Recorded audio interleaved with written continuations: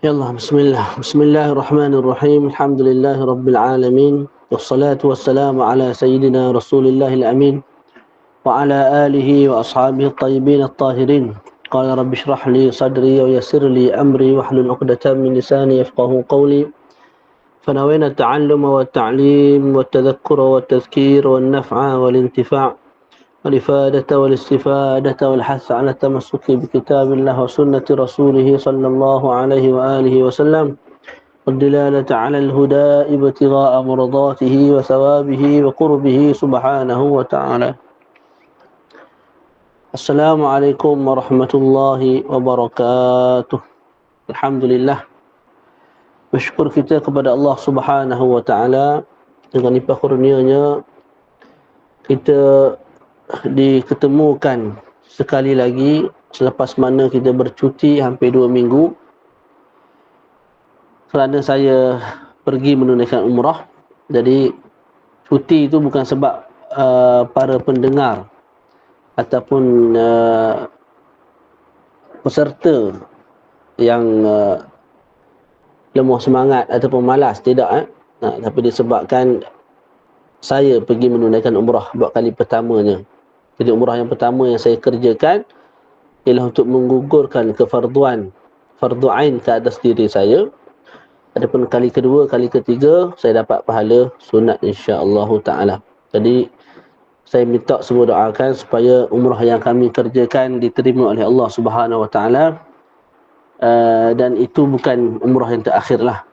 Insya-Allah selepas ni tahun demi tahun kita pergi menunaikan umrah dan juga menziarahi baginda Nabi alaihi salatu wasallam di bumi Al-Madinah Al-Munawwarah. Jadi kita masuk pada malam ini perbincangan masih dalam bab puasa, iaitu pada perbahasan tentang sunat-sunat puasa. Admin ada nak upkan PDF tu tak? Yang saya share tadi.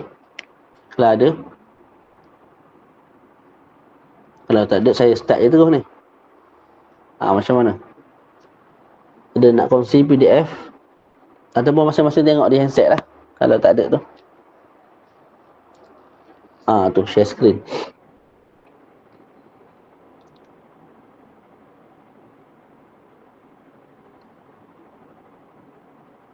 Okey, bismillah.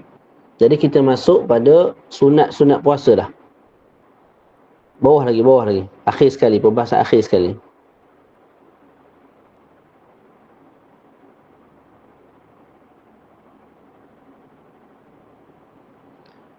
Ni saya tak edit lagi ni. Ada kesalahan apa semua tu saya tak betulkan lagi. Nantilah insya-Allah, tak ada masa.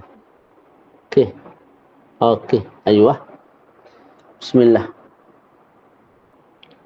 Jadi Syekh qala al-musannif rahimahullah wa nafa'ana bi fid darain amin. Qala wa yundabu as-suhur wa in qalla walau bima'in, dan disunatkan bersahur. Dibaca as-suhur. Dia ada beza dalam bahasa Arab ni. As-suhur dengan as-sahur. Kita bahasa Melayu panggil sahur tu lah. Tak. Tapi bahasa Arab ada beza bila mana kita mendhammahkan sin as-suhur. Maknanya perbuatan makan. Kalau as-sahur, sin tu bagi atas makanan. Sahur tu kamu makan apa? Burger. Burger tu kita panggil sahurun. Tak. Ataupun tertarik, kita panggil sahurun. Ataupun char kway teow, tu sahur. Perbuatan kita panggil suhur. Jadi yang disunatkan kat sini ialah as-suhur. Dan disunatkan perbuatan makan sahur. Hukum hakam dia bertakluk dengan perbuatan mukallaf. Bukan dengan zat, bukan dengan benda. Sebab tu babi tak haram. Yang haram tu makan babi. Babi seekor-seekor lagu tu dia bergerak, berjoget sama dia, tak haram. Haram tu kalau kamu pergi ambil, pergi kerat buat panggang, tu haram makan. Arak tak haram. Yang haram minum arak. Boleh? Jadi kat sini disunatkan apa? Adakah makanan tu disunatkan? Tak ada kaitan. Yang disunatkanlah perbuatan memakan sahur. Faham tu? Nah. Wa in qalla. Sunat makan sahur, dan asal kepada sunnah tu dah tercapai walaupun kita makan sahur tu sedikit. Seteguk air. Tak sesuap nasi. Sebab tu saya sebut walau bima'in, walaupun dengan seteguk air dapat pahala sunat. Tak makan nasi, tak makan tak makan lah maknanya. Minum saja dah dapat pahala sunat. Okey, bila masuk waktu sahur? Waktu sahur masuk ialah selepas separuh malam yang pertama. Jadi contohlah malam ni maghrib tadi pukul 7. Tak, subuh pukul 6. Mudah-mudahnya malam ni ada 10 jam. Contohlah. Jadi masuk 5 jam yang kedua tu masuknya waktu sahur.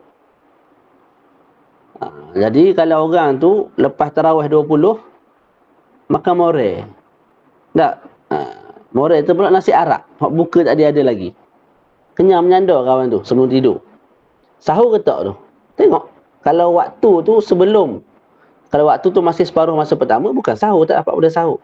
Tapi kalau waktu tu dah separuh masa kedua, mana more tu pukul 3 pagi. Pukul 2 pagi baru more. Mana tarawih tadi panjang baca. Tak, dapatlah pahala bersahur. Hikmah kepada bersahur ni dua. Yang pertama ialah untuk menguatkan tubuh badan supaya pagi esok tak lembek. Faham tak? Ni daripada pagi hari sampai ke buka tu duduk lepek atas katil. Kes apa? Kes tak sahur. Tak. Puasa-puasa ni Allah Ta'ala nak suruh kita rasa lapar, betul. Tapi bukanlah jadi lembek loteh. Bekerja macam biasa. Cari rezeki macam biasa. Cuma mungkin dekat-dekat nak buka tu rasa lemah badan, rehat. Tu. Suruh kita rasa kesusahan orang yang susah. Tapi bukan bermakna kita nak berpuasa tu bukan tujuannya nak suruh kita lapar daripada pagi hari sampai ke petang sampai tak boleh kerja. Tak, bukan. Jadi hikmah berpuasa ialah hikmah bersahur ialah nak menguatkan badan. Yang kedua ialah nak membezakan antara kita dengan ahlul kitab. Ahlul kitab mereka tidak bersahur. Mereka berpuasa terus. Jadi kita disunatkan bersahur. Dan sunat bersahur ni walaupun bagi orang yang kenyang. Yang muktamad dari sisi Imam Ibn Hajar, walaupun kenyang dah, sunat juga bangun sahur. Faham tu? Dan sunat start sahur tu dengan buah tamar, seperti mana berbuka. Selesai. Ya Allah. Wal afdalu ta'khiru, dan yang lebih afdal ialah kita melambatkan sahur. Ma lam yakhaf as-subha. Melambatkan sahur selagi mana tidak apa?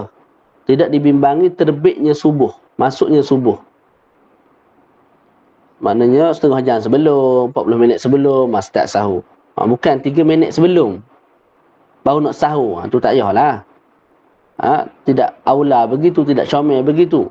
Malah kalau kita bimbang, nak masuk subuh ke tak? Nak masuk subuh ke belum ni? Kalau dah sampai ke peringkat tu, yang lebih aulanya kita tinggalkan sahur, tak payah sahur. Faham tak? Malah ada pandangan mengatakan haram pula sahur waktu tu.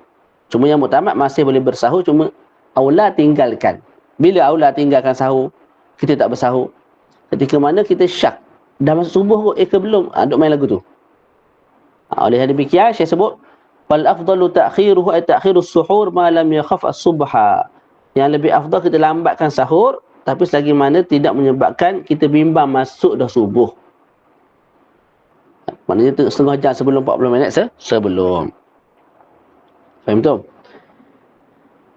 Daripada Sayyidina Ibnu Abbas radhiyallahu anhuma, beliau berkata, annahu min sunani al-mursalin. Lambatkan sahur ini termasuk daripada sunnah-sunnah para rasul.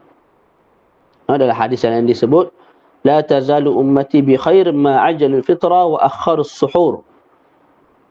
Maknanya umat aku sentiasa dalam kebaikan selagi mana mereka menyegerakan berbuka dan melambatkan suhur. Terus, wal afdalu ta'jilul fitri idza tahaqqaqa al-ghuruba. Dan yang afdal, yang sunatnya ialah kita percepatkan berbuka. Bila sunat percepatkan berbuka? Idza tahaqqaqa al-ghurub, bila yakin matahari dah terbenam, maghrib dah masuk. Boleh?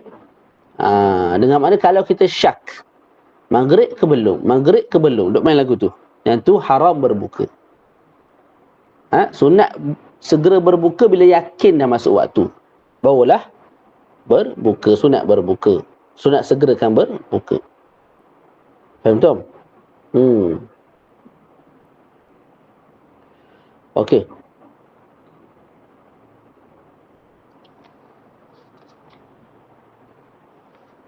Wa ta'jilu semula. Mana tadi saya sebut? Wal afdalu ta'jilul fitri idza tahaqqaqal ghurub. Yang lebih afdal ialah menyegerakan berbuka bila yakin maghrib dah masuk, matahari dah terbenam, ataupun zon. Kita sangka dengan sangka yang kuat berdasarkan dalil, berdasarkan ijtihad. Maka ketika itu sunat juga kita segerakan berbuka. Boleh? Okey. Jadi daripada situ kita faham makruh kita lambatkan berbuka. Makruh tu bila kalau memang niat nak melambatkan. Masuk dah maghrib buat tak tahu, pukul 10 baru makan, itu makruh. Tapi kalau dia tak berbuka sebab makanan tak ada, itu tak makruh. Faham tak?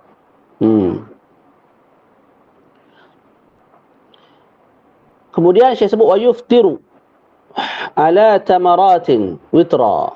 Dan disunatkan berbuka tu di atas buah tamar. Fa in lam yajid fal ma'u afdal. Bila tidak ada buah tamar, maka minum air. Airlah lebih afdal, lebih molek. Sebenarnya dalam ranking atau martabat makanan yang kita nak buat berbuka tu dia begini. Pertama kita start dengan buah tamar basah. Buah tamar basah. Sini tak ada lah. Tak, kalau tak ada kita berpindah kepada tamar. Buah kurma hak semua kita makan tu. Tak. Kalau tak ada juga buah tamar, kita berpindah kepada apa? Kepada Allahumma shalli ala sayyidina Muhammad, manisan.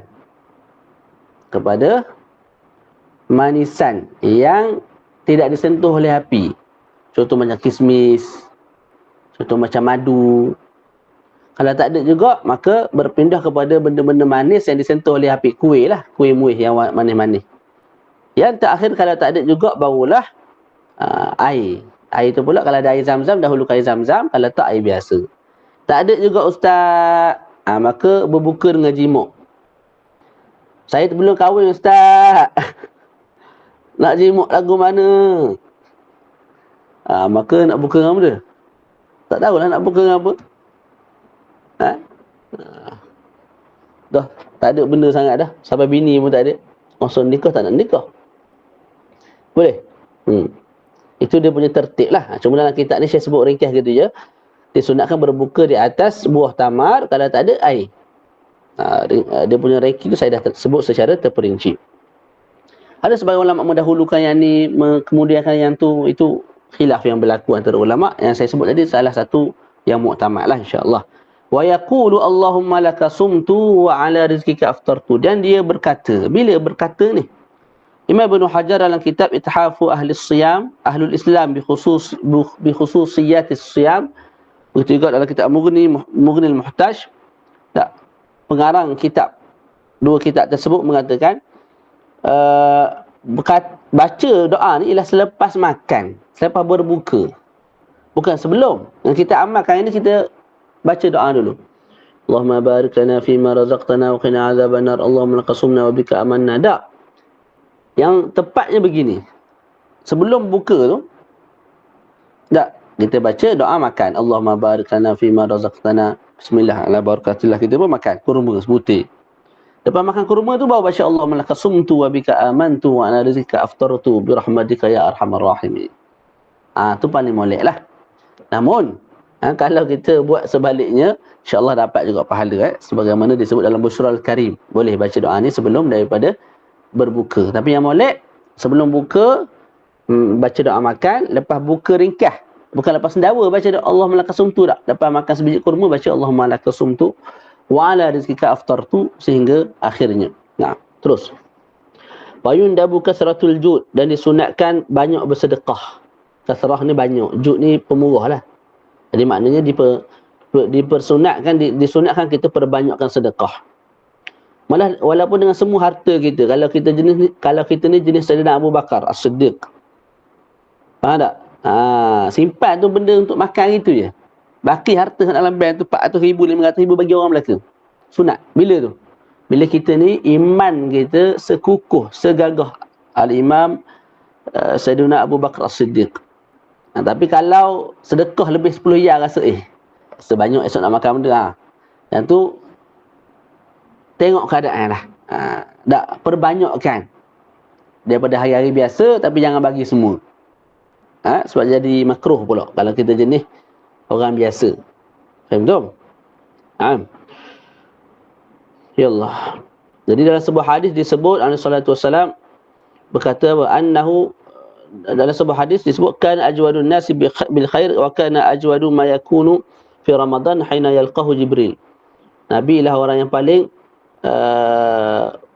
laju buat kebaikan, dan paling laju buat kebaikan dengan bersedekah ni ialah pada Ramadan, ketika mana Sayyidina Jibril datang berjumpa dengan Nabi untuk baca Al-Quranul Karim.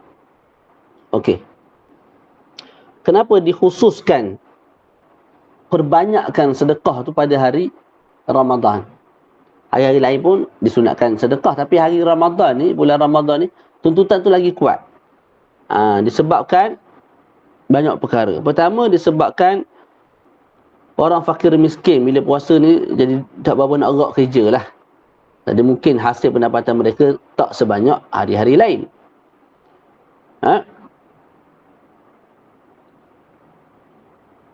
Dan juga untuk berikan orang-orang fakir miskin ni kerehatan. Tak perlu bekerja terlalu penat, terlalu letih. Sebab apa? Ada dah orang tolong sedekah. Jadi baki waktu tu kamu boleh beribadat, tarawih dan sebagainya seperti mana orang lain. Di samping pahala yang berganda-ganda pada bulan Ramadan yang kita nak cari. Itu beberapa kita sebut sebagai kelebihan ataupun kenapa kita dituntut dengan tuntutan yang sangat kuat bersedekah pada bulan Ramadan. Terus, wa yundabu kasratul judi wa silatul rahim. Sunat juga kita kuatkan lagi silatul rahim yang dah sedia ada, ziarah, menziarahi, tak buka rumah ayah mertua mari buka puasa rumah menantu, masak sekali dan sebagainya. Rumah ayah sendiri, rumah ibu ayah, ayah datang rumah anak, wah kadalah. Wa kasratu tilawatil Quran, dan perbanyakkan membaca Al-Quranul Karim. Tapi janganlah baca banyak sampai bunyi pun tak butir baca. Banyak baca dalam keadaan bacaan tu fasih. Dan juga sebaiknya difahami bacaan-bacaan yang kita baca.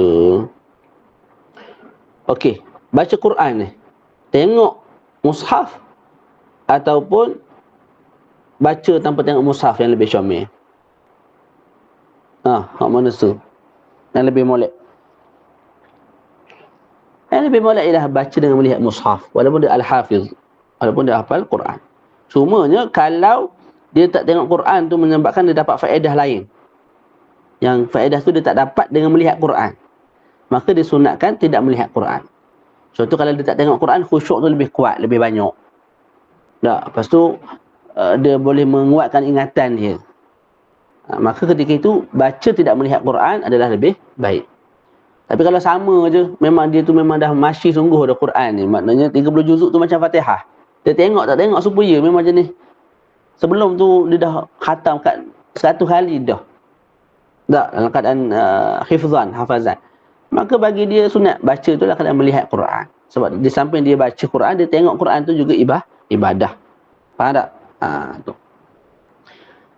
Dan disunatkan bila baca Quran menghadap kiblat dalam keadaan suci, dan baca kuat lah. Selagi mana tidak timbul riak. Kalau tidak, kita baca perlahan. Selagi mana juga tidak menimbulkan rasa tak senang pada orang lain. Kalau tidak, kita baca perlahan. Jangan satu rumah bergegar dia baca Quran. Orang lain pun tak boleh nak tidur, tak boleh nak rehat. Tak. Sedangkan orang lain tu dia ada waktu lain dia nak membaca, waktu malam rehat. Jadi kita tak boleh kias diri orang lain dengan kita.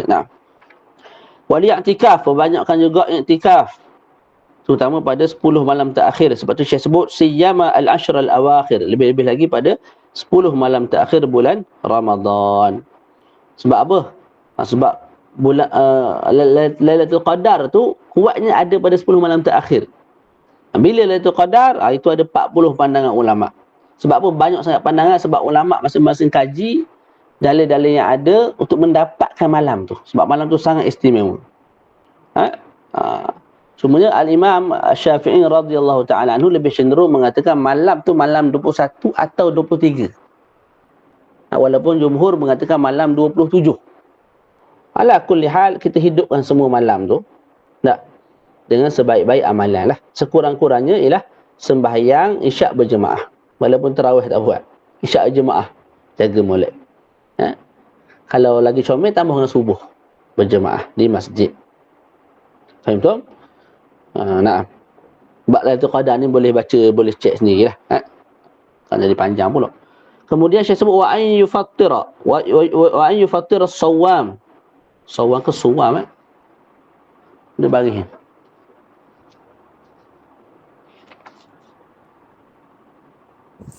Ceritakan saya suam Ustaz. Suwam bukan sawam. Wa an yufattira as-suwam, dan disunatkan seseorang itu memberi makan kepada orang yang berpuasa. Walau bima'in, walaupun dengan air. Makna kat sini bukan kita bagi makan nasi ayam untuk ditambah kali kedua, kali ketiga makan tak. Maksud sini first dia makan waktu buka tu, makanan kita tu maksud dia. Dia berbuka tu dengan makanan kita. Air ke, kismis ke, buah tamar ke, biar dia berbuka dengan makanan kita. Supaya setiap amalan yang dia buat pada hari tu dapat ke kita. Tu ada dalam hadis Nabi, man fattara sha'iman falahu mislu ajri. Barang siapa yang memberi berbuka orang yang berpuasa, dia dapat pahala sebiji-sebiji macam orang yang dia bagi makan tadi tu. Tak. Nah.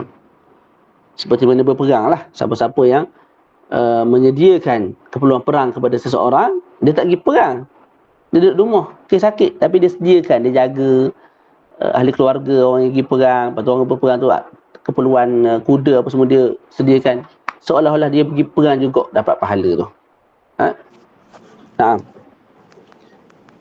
Kemudian wa taqdimu ghuslil janabah qala al-fajri, disunatkan mendahulukan janabah, mandi janabah sebelum subuh. Jadi kalau seseorang tu berjunub pada waktu malam disebabkan keluar air mani atau bersama dengan isteri atau bersama dengan hamba, tak, maka moleknya mandi sebelum daripada subuh. Mandi sebelum daripada subuh. Atau orang tu haid, suci malam tu, nifas suci malam tu, maka sunat bagi dia mandi sebelum subuh. Supaya apa? Supaya ibadah dapat dilaksanakan dalam keadaan dia sedang suci. Daripada junub. Faham tu? Jadi dengan alasan tu juga kita sebut, bila mana seseorang tu berjunub pada siang Ramadan, pukul 12 tengah hari tidur dalam masjid, mimpi basuh. Dalam masjid tu, maka sunat dia mandi segera.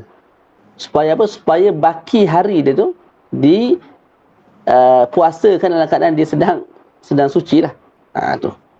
Kalau dia lambatkan, maka tempoh dia, contohlah dia keluar air mandi pukul 12 tak. Kalau dia mandi pukul 2, mana 12 sampai pukul 2 tu junub. Memang tak batal puasa sebab keluar air mandi dengan cara mimpi. Cumanya dalam keadaan 2 jam tu junub. Lagi comel 2 jam tu dia berpuasa kadang tidak junub. Itu maksudnya. Boleh? Liyu'addil ibadata ala taharah.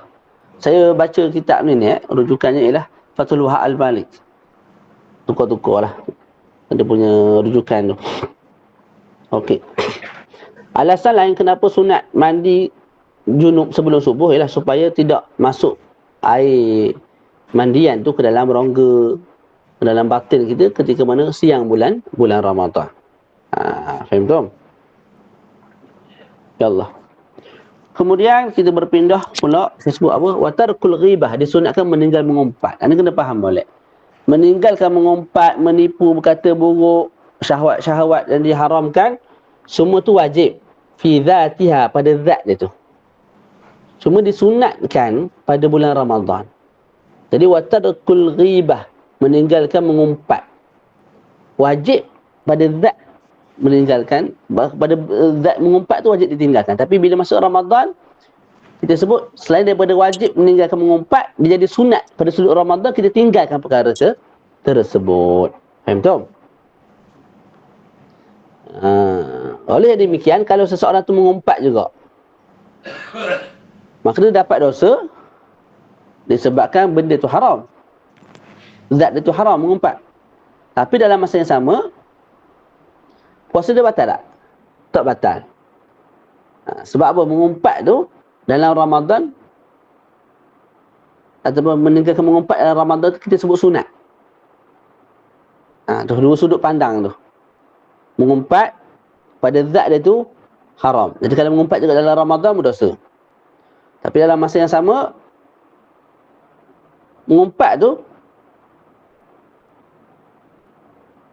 disebut oleh ulama meninggalkan mengumpat pada bulan Ramadan ialah sunat. Oleh demikian, bila mengumpat juga pada siang bulan Ramadan, dia berdosa, tapi pahala puasa tak dapat, tapi puasa tu masih sah. Puasa tu masih sah.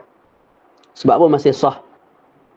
Sebab kita pandang pada haifiyat, pada sudut dia tu disunatkan sahaja pada bulan Ramadan. Jadi kalau orang tu tinggal sungguh mengumpat ni, dia dapat dua lah pahala. Pertama, pahala meninggalkan zat mengumpat yang kita sebut haram tu. Yang kedua, sebab dia melaksanakan sunat-sunat Ramadan, iaitu meninggalkan mengumpat. Dua pahala. Dua sudut tu. Okey.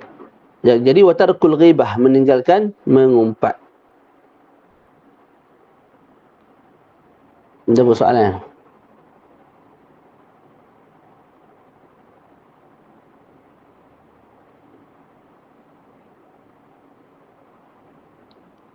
Makna mengumpat. Mengumpat ni kita sebut satu perkara yang orang tak suka walaupun benda tu benar. Tu. Boleh?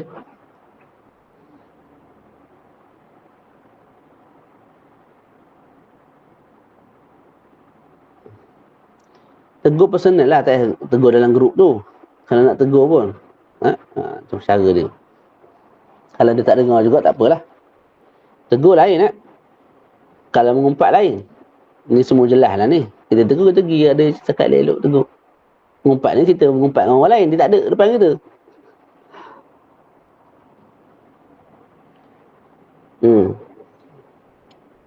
Malah ulama sebut, sekalipun mengumpat tu diharuskan pada waktu-waktu yang lain. Contoh, mengumpat yang harus, mengumpat ni ada banyak hukum.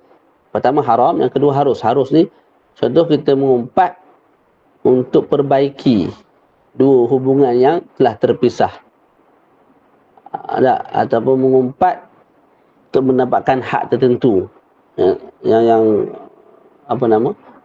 Hak tu sebab kita dapat tapi kita tak dapat. Ataupun hak orang lain tak dapat, maka kita mengumpat untuk dapatkan balik hak tersebut. Kalau atas tujuan-tujuan begitu, maka hukumnya harus. Ala kulli hal, walaupun diharuskan, bila masuk Ramadan, sunat kita tinggal juga mengumpat tersebut.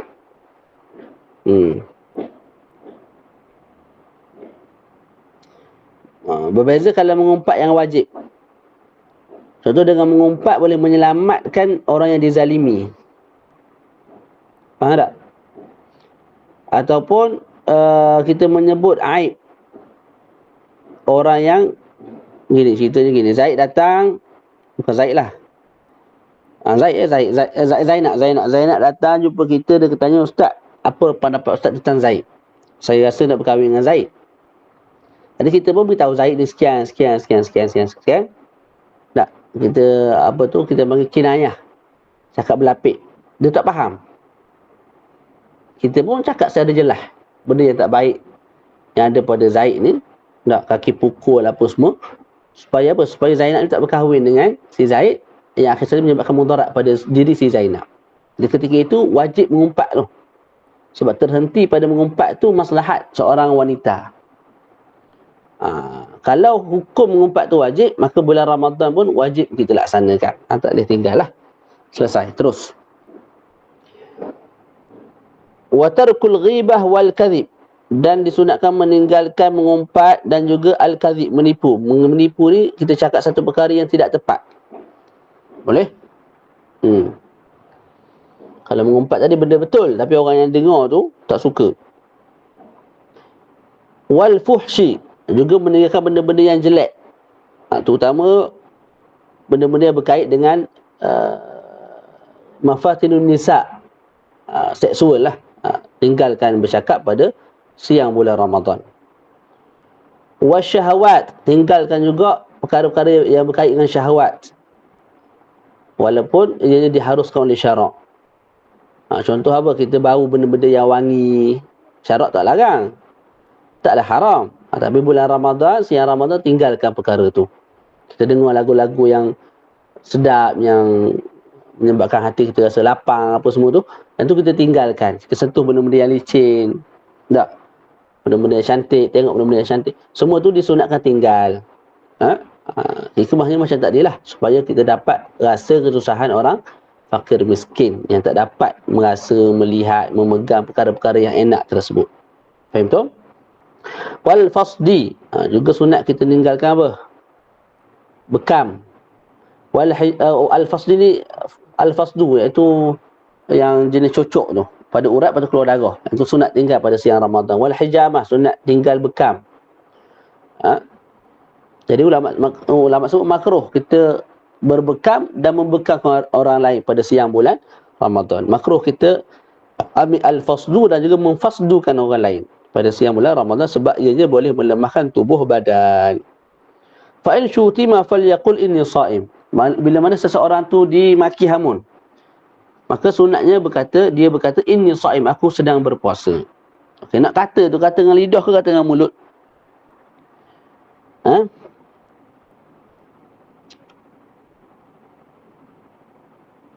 Kata dengan lidah ke dengan mulut? Ataupun soalan yang lebih tepatlah, kata dengan mulut ke kata dengan hati? Kata dengan hati. Sebab ini saim tu, kita dimaki, kita dimarah apa semua, kita sebut ini saim, aku berpuasa dalam hati. Tujuannya untuk diri kita, supaya kita bersabar, kita tak balas balik maki hamun tu, sehingga menyebabkan hilangnya keberkatan puasa kita. Boleh? Ataupun ada juga ulama yang kata guna lidah. Cuma guna lidah tu bukan niat nak menunjuk kita puasa, tak. Dengan niat kita nak bagi pengajaran orang depan kita, supaya dia pun berhenti daripada mengata kita, maki kita, sebab perkara tu akan menyebabkan pahala puasa dia berkurangan. Boleh? Dan Imam Nawawi kata kalau himpunkan dua-dua, fahasan, comel. Makna guna lidah pun kita sebut inni shaim, aku sedang berpuasa. Hati pun kata perkara yang sama. Guna lidah sebut aku berpuasa untuk kita zajar dia, ataupun kita bagi nasihat kat dia. Adapun hati, supaya diri kita sendiri tidak menyambung pergaduhan tersebut, maki-memaki tu. Nah, kata Imam Nawawi sunat sebut aku puasa tu 2 hingga 3 kali, sebab semakin banyak semakin memberi kesan dan bekas kepada orang yang mendengar dan juga kepada diri kita. Naam. Wa tahrumul qiblatu liman harrakat syahwatahu. Kita berpindah kepada perkara-perkara yang dimakruhkan. Perkara-perkara yang dimakruhkan. Saya sebut, dan diharamkan berciuman. Haram ke atas apa? Liman harrakat syahwatahu. Ke atas mereka yang dengan cium tu menggerakkan syahwat dia, menaikkan syahwat dia, menimbulkan syahwat dia. Sama ada jantan atau betina. Tak. Kalau ada ciuman menyebabkan nafsu naik, sehingga dibimbangi keluar air mani, bimbangi berlakunya pada setubuhan, maka ketika itu haram. Boleh? Lepas tu orang yang kalau cium tak rasa apa, Ustaz. Contoh, mak cik tua dengan pak cik tua, umur 150. 2-3 hari lagi nak mati dah. Faham tak? Dua orang ni cium dahi ke, cium pipi ke, ada nafsu tak? Ghalib tak ada nafsu lah. Walaupun tak ada nafsu, kita sebut yang aula bagi mereka meninggalkan juga ciuman tersebut. Faham tak? Ya Allah.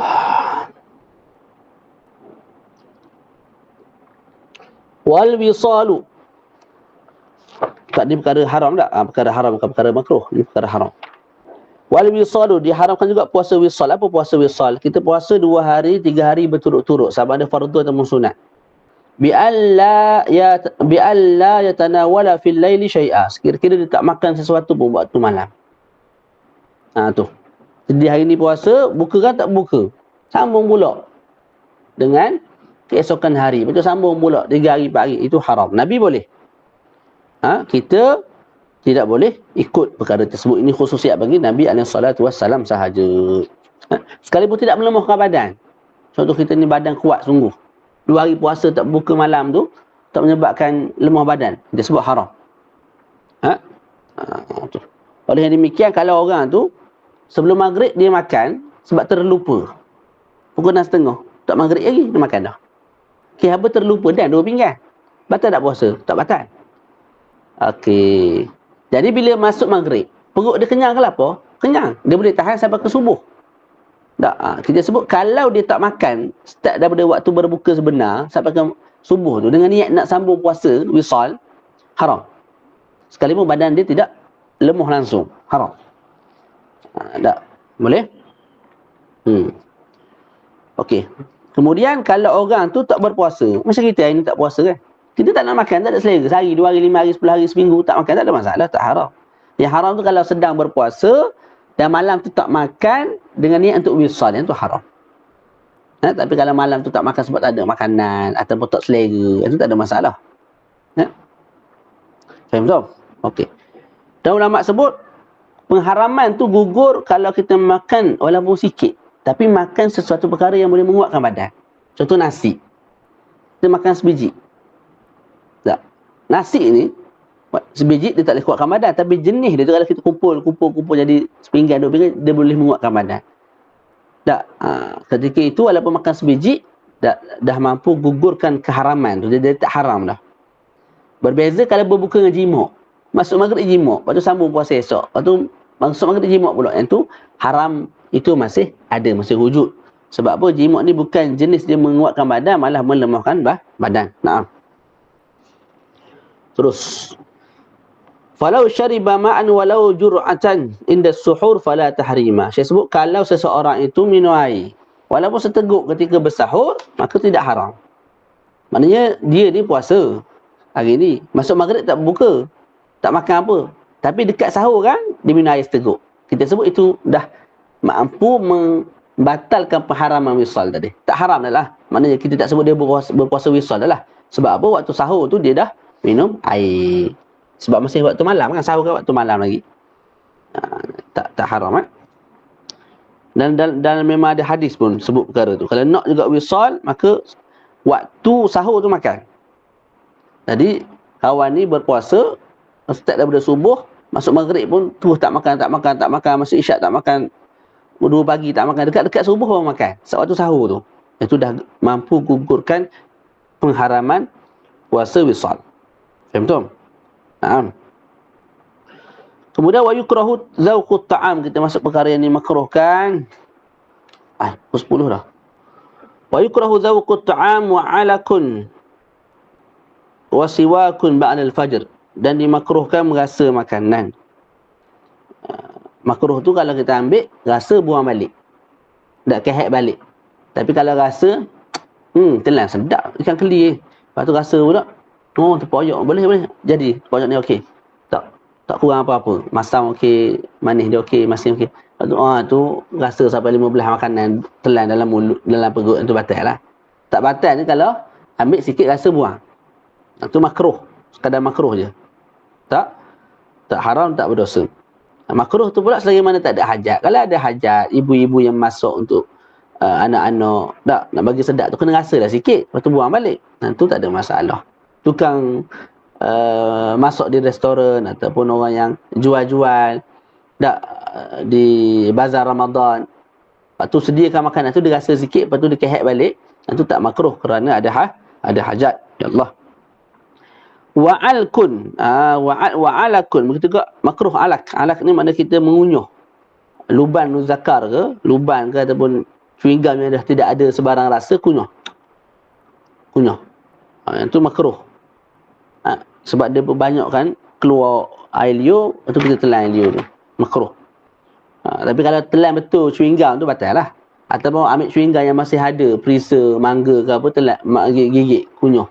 Lepas tu perasa tu masuk dalam mulut, dalam badan, dalam perut, batal lah. Wasiwaku ba'da zawal, makruh juga orang yang berpuasa walaupun puasa sunat bersiwak selepas daripada zuhur. Selepas daripada zuhur makruh sampai ke maghrib.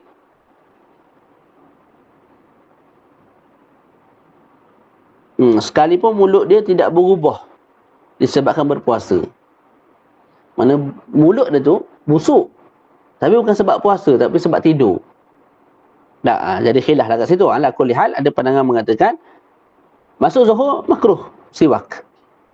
Walaupun mulut kamu tak ada busuk, bukan disebabkan puasa, malah disebabkan tidur. Ada kata tak makruh bersiwak selepas zuhur untuk menghilangkan bau busuk mulut yang berpunca daripada tidur, bukan daripada puasa. Sebab apa makruh kita bersiwak gosok gigi lepas daripada zuhur? Sebab Nabi sebut la khulufu famis saim atyabu, la khulufu famis saimi yaumal qiyamati atyabu indallah min rihil misk. Sesungguhnya bau mulut orang yang berpuasa pada hari kiamat lebih wangi di sisi Allah daripada kasturi. Jadi bila wangi-wangi ni, tak bolehlah kita buang. Faham tak? Sebab tu makruh kita siwak. Selepas zuhur buang bau tu. Allah Ta'ala sebut wangi, kita pergi buang, makruh. Dia bersyarat. Faham tak? Dan sebab apa lepas zuhur? Ulama sebut sebab kebiasaannya bau busuk mulut tu disebabkan berpuasa tu akan mula muncul lepas zuhur. Sebelum tu bau tu masih belum ada. Maka oleh demikian makruh tu bermula daripada zuhur, bukan sebelum zuhur. Okey, bau wangi tu ulama khilaf. Ada yang kata bau wangi tu memang di dunia, ada yang kata bau wangi tu di akhirat. Dunia ni bau busuk. Kita berpuasa kan, mulut kita busuk. Jadi ada yang kata di dunia bau wangi tu, ada yang kata bau wangi tu di akhirat sebenarnya, bukan di dunia.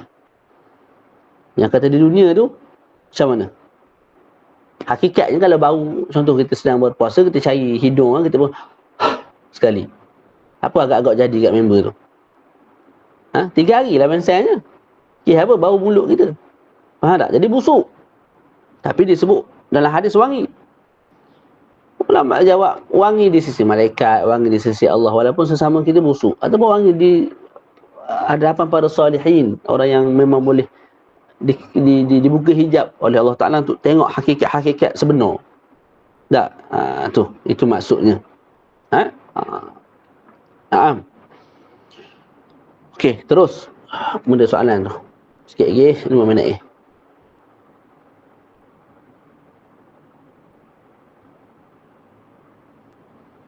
Orang yang sembelit, dia susah nak membuang. Apa hukum dia memasukkan ruas jari sedikit pada dubur untuk memudahkan buang air besar?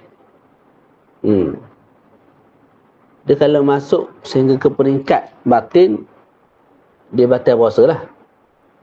Sebab kita sebut sebelum ni, antara perkara yang membatalkan puasa ialah memasukkan sesuatu ke dalam rongga. Jadi lubang dubur tu rongga. Boleh? Cuma had start daripada mana? Had batin tu. Sebelum ni Maulana Lutfi dia pernah share di Facebook dia. Ada yang gambar. Boleh search balik tengok. Had kawasan tu. Kawasan batin, kawasan masih zahir. Saya tak pasti. Tapi kalau satu jari masuk, itu jelas batal lah. Tapi sekadar ruas ujung ni, tak. Mungkin dia tak masuk bahagian batin betul lagi, mungkin tak batal lagi. Cuma had tu saya tak ingat. Kena rujuk balik. Adakah had zahir tu? Orang tak tahulah. Kena tengok balik lah. Wallahu'alam. Nanti saya tengok lah insyaAllah. Mana tadi? La kuhlin wastihmam. Tidak dimakruhkan kalau kita bercelak. Sebab Nabi pun bercelak dengan ismit ketika Nabi sedang berpuasa. Jadi tak makruh celak. Wastihmam. Wastihmam ni mandi lah. Mandi air panas. Ataupun mandi secara mutlak lah. Yang tidak dimakruhkan ketika mana sedang berpuasa. Cuma makruh kalau mandi tu bergendam. Mandi bergendam makruh. Tapi kalau mandi shower biasa tu tidak ada masalah. Wa yukrahu li kulli ahadin sumtu yaumin ilal lail, dan dimakruhkan bagi setiap orang diam sepanjang siang Ramadan sampai ke malam. Diam tu makruh kalau ada niat ta'abbud, niat nak beribadat dengan diam, itu makruh. Tapi kalau diam, mungkin memang dia jenis tak bercakap, ikut dia lah, itu tak makruh. Bukan maknanya bila bulan lain tak bercakap, bulan Ramadan kena bercakap, tak. Jadi diam sepanjang hari ni sampai ke malam. Makruh tu kalau dia niat itu sebagai ibadat, itu makruh. Kalau tidak, tak makruh. Kemudian saya masuk pula perbahasan tentang hukum hakal yang berkait lah dengan Ramadan. Kita habiskan. Wa man lazimahu qada'u syai'in min Ramadan yundabu lahu an yaqdiyahu mutatabi'an 'alal fawr. Barang siapa yang wajib ke atasnya qada' Ramadan yang ditinggalkan secara uzur, yang ditinggalkan kerana uzur, maka sunat bagi dia bila qada' tu qada' secara berturut-turut dan segera. Boleh. Contohlah mamat ni masuk Ramadan, dia puasa, hari ke-21 sampai 30 tak boleh puasa. Sakit sangat tak boleh puasa. Tak. Maka dia kena qada'. Okey. Qada' tu sunat segera. Dan sunat berturut-turut. Segera maknanya 2 Syawal start qada' dah. Berturut-turut maknanya 2, 3, 4, 5, 6, 7, 8, 9, 10, 11. Habis kan? Sebab apa sekadar sunat? Sebab dia tinggalkan itu secara keuzuran. Tak sengaja, ada uzur. Berbeza kalau orang tu tinggal Ramadan secara sengaja. Contoh seorang lagi nama apa? Kai. Jadi Kai ni dia ni malas puasa. 1 hingga 15 Ramadan memang tak puasa. Masuk 16 taubat, puasa sampai habis. Jadi 1 sampai 15 tu Kai tinggal kerana apa? Malas. Tak ada uzur lah. Dia wajib qada' secara segera dan berturut-turut. Mana start dengan 2 Syawal wajib qada' dah. Lepas tu kena puasa juga 3, 4, 5 sampai habis 15. Kalau dia berbeza, kalau dia ingkar perkara tersebut, dia berdosa. Maksudnya kalau dia start 3 Ramadan, dia berdosa lain. Sebab melambatkan. Dia puasa tu pula tangguh sekejap sehari, lepas tu buka, lepas tu sehari pula nak habis 15 hari tu makan 2-3 bulan. Tersebut haram kali kedua. Dosa kali kedua. Boleh? Jadi kesimpulan dia, kalau tinggal Ramadan dengan sengaja, wajib qada' segera dan wajib berturut-turut. Tapi kalau tinggal Ramadan secara tidak sengaja, maka sunat qada' segera dan sunat qada' secara berturut-turut. Terus, wala yajuzu an yuakhkhira al-qada'a ila Ramadana akhara bighairi udhrin, fa in akhara lazimahu ma'al qada'i an kulli yawmin muddu ta'am. Fa'in akhara Ramadanaini famuddan wa hakadha yatakarraru bitakarruris sinin. Dan tidak harus seseorang itu melambatkan qada' Ramadan sehingga masuk Ramadan yang akan datang tanpa sebarang uzur. Contoh perempuan Zainab. Tak puasa Ramadan baru ni 5 hari. Kira apa? Haid. Bereslah. Kalau puasa pun haram. Dan tak sah. Jadi dia tak puasa. Cuma kena qada'. Kena qada' tu sebelum masuk Ramadan akan datang. Kalau dia sengaja tangguhkan, sedangkan dia mampu untuk qada' Syawal, Qa'dah, Zulhijjah, dia tangguh sampailah masuk Ramadan akan datang, kita sebut dia berdosa. 1. Yang pertama dia apa? Dia berdosa. Yang kedua dia kena qada' 5 hari tu. Lepas Ramadan tahun depan tu, dia kena qada' 5 hari puasa Ramadan tahun lepas. 2. Yang ketiga, setiap hari yang dia qada' tu, dia kena bayar 1 cupok makanan asasi di tempat tersebut. Di negara kita beras, sehari secupok. Faham tak? Jadi 3 benda. Pertama, dia berdosa bila dilambatkan qada' sehingga masuk Ramadan akan datang. Yang kedua, dia kena qada' juga puasa tu, tak gugur, kena qada'. Habis Ramadan tu dia kena qada' 5 hari. Dan 5 hari tu kena segera. 2 Syawal tu kena start dah, sampailah 6 Syawal, 7 Syawal. Kemudian yang ketiga dia apa? Dia wajib keluarkan sehari 1 cupok. Jadi dia kena keluarkan 5 cupok beras bagi kepada fakir miskin. Faham tu? Tu. Itu bila dia kena buat perkara-perkara tadi tu.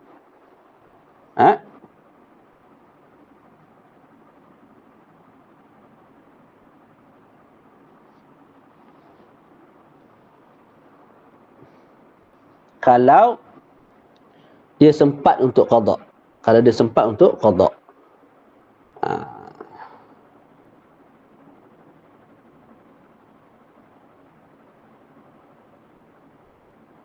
Sekira-kira dia sihat lah.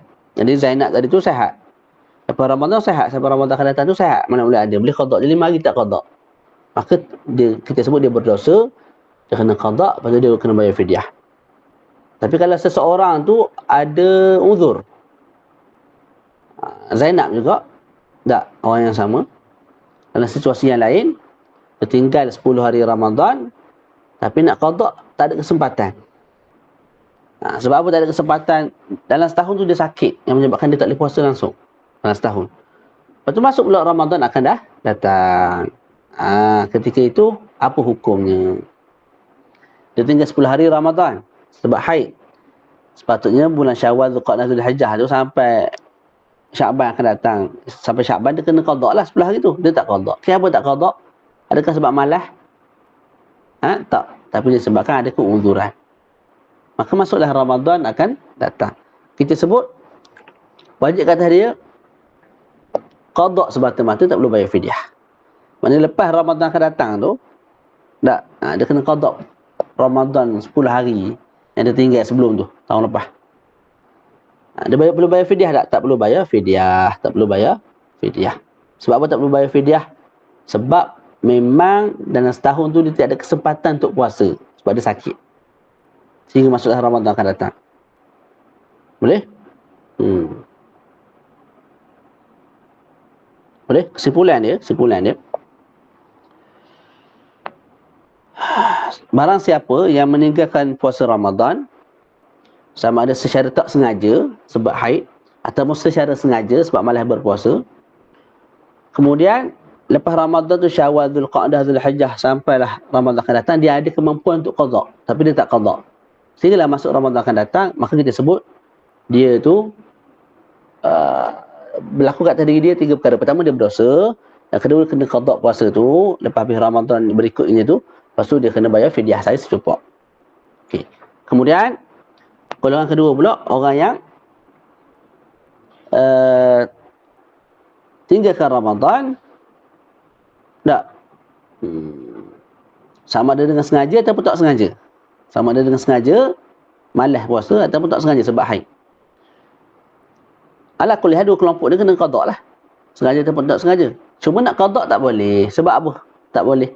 Sebab bermula 2 Syawal sampai 30 Sya'ban dia sakit yang menyebabkan dia tak boleh puasa. Maka kita sebut bila masuk Ramadan akan datang tu, tak, contohnya dia sihat dah, haid tadi tak haid lah, dia puasa macam biasa. Lepas habis tu dia hanya perlu qada saja, tak perlu bayar fidyah. Tak perlu bayar fidyah. Selesai. Fa in akhara ramadhanaini famuddan. Kalau dia melambatkan 2 kali Ramadan, kena bayar 2 mud bagi 1 hari. Dan begitulah berulang mud bagi setiap tahun yang dilambatkan. Contoh Zaid tinggal Ramadan tahun 2001. Sehari je kita ambil 2 hari lah, 2 hari. 2 hari dia tinggal. Tak qada sampai masuk 2002. Maka kita sebut dia kena qada 2 hari dan kena bayar fidyah 2 cupak. Kita qada lagi sampailah masuk 2003. Sampailah masuk Ramadan 2003. Apa yang berlaku? Zaid kena qada puasa tadi 2 hari. Cuma bila nak bayar fidyah kena bayar 4 cupak. Sehari tu mewakili 2 cupak. Tak qada lagi bila sampailah masuk 2004. Maka kita sebut lepas habis puasa 2004 kamu kena qada 2 hari tu. Tak. Dalam masa sama kamu kena keluarkan 6 cupak beras. Sebab apa? 3 tahun dah kamu lambat. Sehari tu mewakili 3 cupak beras. Jadi 2 hari 6 cupak beras diberi kepada fakir miskin. Yang terakhir saya sebut dalam kitab kita, wa man mata wa alaihi shaumun fatamakkana min fi'lih ut'ima anhu an kulli yaumin muddu ta'am. Barang siapa yang mati dan di atas bahunya tanggungjawabnya ada puasa yang wajib yang belum diqada, sedangkan dia mampu untuk qada, maka diberi makan bagi setiap hari yang dia tinggalkan itu, diambil daripada harta pusakanya secupak makanan diserahkan kepada fakir miskin. Kesimpulan bab ini begini, dia ada 4 gambaran. Ada 4 gambaran. Habis ni kita berhenti. Yang pertama, orang tu tinggal Ramadan dengan sengaja. Dengan sengaja. Dia ada 2 lah gambaran. Mula-mula ada 2, lepas tu pecah jadi 4. 2 dulu. Yang pertama, orang tu tinggal Ramadan dengan sengaja. Yang kedua, orang tu tinggal Ramadan dengan tidak sengaja. Ada keuzuran. Yang pertama dulu. Mamat meninggalkan Ramadan dengan sengaja. Apa tinggal Ramadan malas puasa. Tak. Okey. Kita sebut apa yang kamu tinggal tu wajib kamu qada. Boleh? Okey. Bila nak qada? Start 2 Syawal lah qadanya. Okay, sekarang ni masuk 2 Syawal dia tak qada, 3, 4, 5 tak qada. Masuk sahaja Syawal, Zulqa'dah. Awal Zulqa'dah dia mati. Jadi dia mati dalam keadaan dia ada masa tak sebelum tu untuk qada? Ada. 2 Syawal, 3 Syawal sampailah 30 Syawal tu dia sihat mula-mula ada boleh buat qada tapi dia tak qada. Tak. Itu satu. Yang kedua, kita sebut dulu hukum dia. Orang lagu ni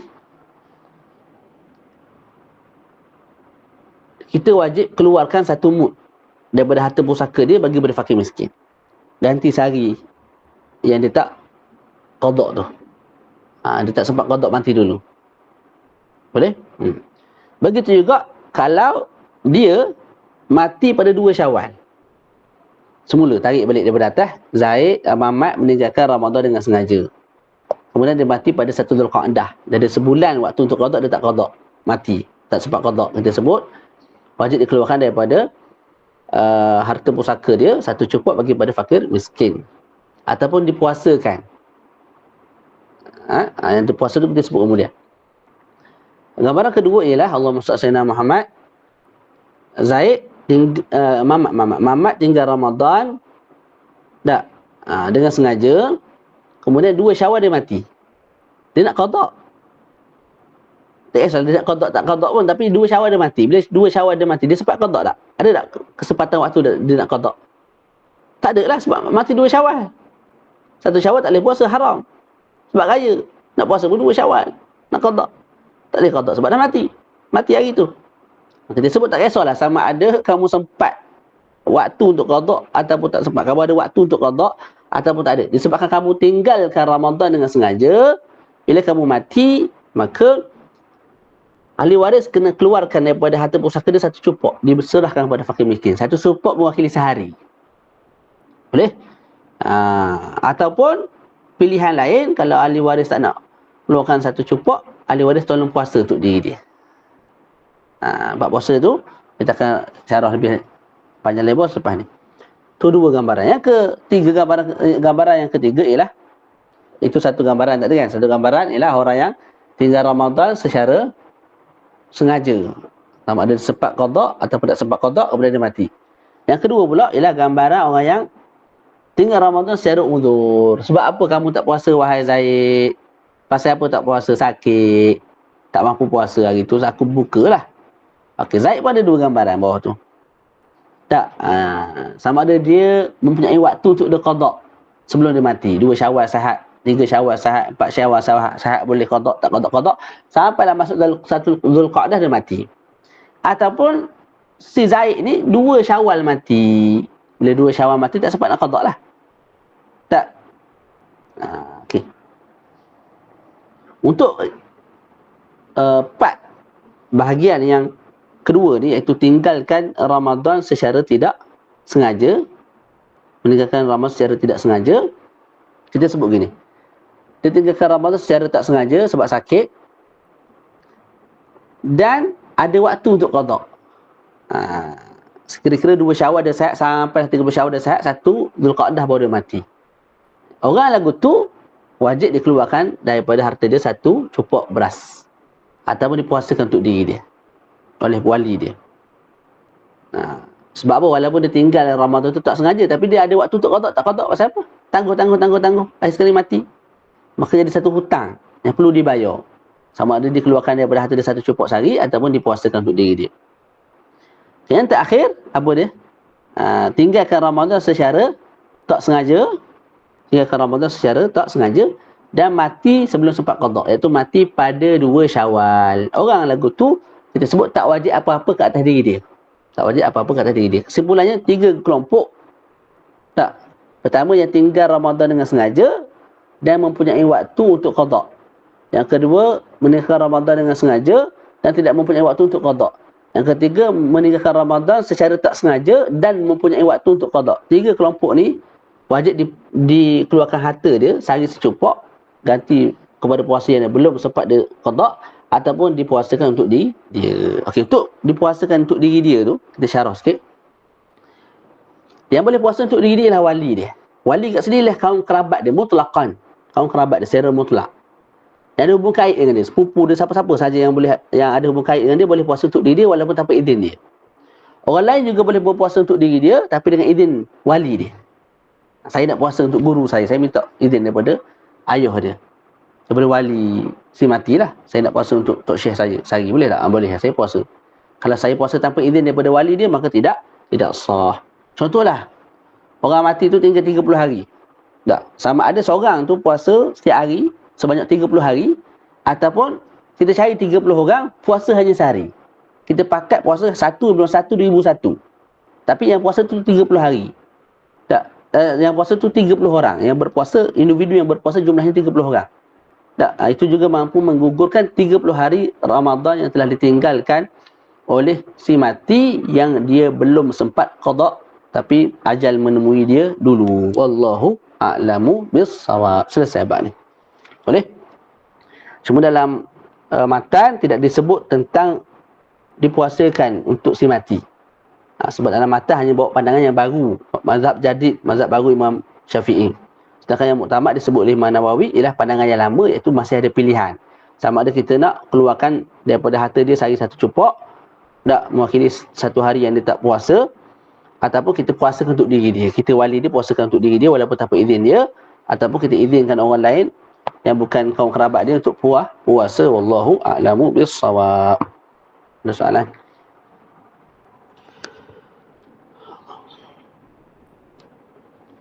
Ustaz nak tanya, jika kita sebab haid kena bayar fidyah juga ke? Qada. Sebab haid kena qada saja. Sebab haid kena qada sahaja. Tapi kalau puan ataupun cik tangguh puasa tu sampai masuk Ramadan akan datang. Sedangkan ada waktu untuk qada, tak qada, malah tangguh masuk Ramadan akan datang. Yang tu kita sebut kena bayar sehari satu cupok. Contoh 5 hari kan, tak sempat qada. Mana lepas Ramadan akan datang tu 5 hari tu qada, dan setiap hari tu kena bayar sehari satu cupok kepada fakir miskin. Bagi beras yang belum masuk. Carilah tafih mana-mana bagi. Tapi mesti yang dapat tu fakir miskin, bukan orang kaya. Tak semua budak tafih orang miskin. Ada yang bapak kaya pun ada. Assalamualaikum. Mana Ustaz, kalau kita tolong qada untuk si mati tapi tak tahu berapa jumlah, macam mana ya? Tak tahu berapa jumlah. Ijtihad lah. Ijtihad ni pok aku dulu ni nampaknya hari pertama dengan hari akhir Ramadan dia puasa. Maka kita dapatlah jawapan dia tu tak puasa 28 hari. Tak. Ataupun dia ni tak puasa pada hari pertama, hari akhir je. Tengah tu dia pun puasa. Kita ikut apa yang kita ingat. Lepas tu kita buat kiraan, kita puasakan jumlah tu ataupun kita keluarkan sehari satu cukup daripada harta dia. Bukan harta kita. Kalau dia tak tinggalkan sebarang harta pusaka, tak wajib lah. Dan kita puasa untuk dia tu pun tak wajib. Faham tak? Sekarang ni yang wajib ialah kita keluarkan daripada harta dia. Kalau kita tak nak keluarkan daripada harta dia, barulah kita berpuasa. Barulah kita berpuasa. Wajib kita berpuasa lah ketika tu. Tapi kalau dia memang tak tinggal harta, adakah kita wajib berpuasa tu dia? Tak. Sebab kewajipan asal ialah mengeluarkan harta daripada mengeluarkan secupok makan tu daripada harta dia. Dia yang kena tanggung tu, bukan kita. Cuma sebab kita nak jimat, harta pusaka tu kita nak bagi sama kita, orang yang hidup ni, ahli waris, maka kita tolong puasa untuk dia. Tolong puasa, wajib tolong puasa lah. Sebab kamu dah berpindah daripada daripada keluarkan duit kepada berpuasa, maka wajib berpuasa ketika tu. Tapi asal hukumnya bila kita dah bayar, maka kita tak wajib puasa. Tapi dia tak ada duit langsung nak keluar, yang dia tinggal untuk kita bayar hutang puasa dia tu, maka tak wajib kita berpuasa. Harus dah sunat kita berpuasa, ganti puasa yang dia tinggal tu. Assalamualaikum Ustaz, sekiranya si mati kategori yang meninggalkan puasa secara tidak sengaja, meninggalkan puasa Ramadan sebanyak 10 hari tetapi mati pada 5 Syawal dan sempat ganti 4 hari sahaja, maka dia masuk pada kumpulan yang sempat qada atau tak sempat qada. 10 hari tinggal, Allahumma salli ala sayyidina Muhammad, tetapi mati pada 5 Syawal Sempat qada 4 hari.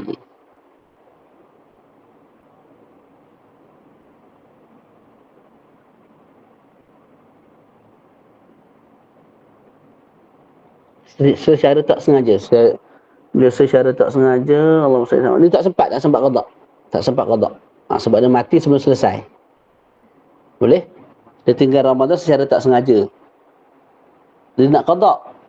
Dia qada lah. 2 Syawal, 3, 4. Dan berapa hari tu? 2, 3, 4. 3 hari sebab qada. Tak. 5 Syawal mati. Jadi kita sebut dia tak sempat lah untuk qada semua tu. Jadi tak sempat waktu lah, tak ada waktu lah tu. Maka disebabkan dia tinggal secara tak sengaja, dan tidak mempunyai kesempatan waktu untuk qada, dia tak wajib qada. Dia tak kena apa-apa lah. Tak kena apa-apa. Tak perlu bayar fidyah untuk dia, apa semua tak ada. Assalamualaikum Ustaz. Untuk yang meninggal ini, adakah sama juga pada orang tua yang sudah tak mampu puasa? Kerabatnya boleh fidyah? Tak, lain.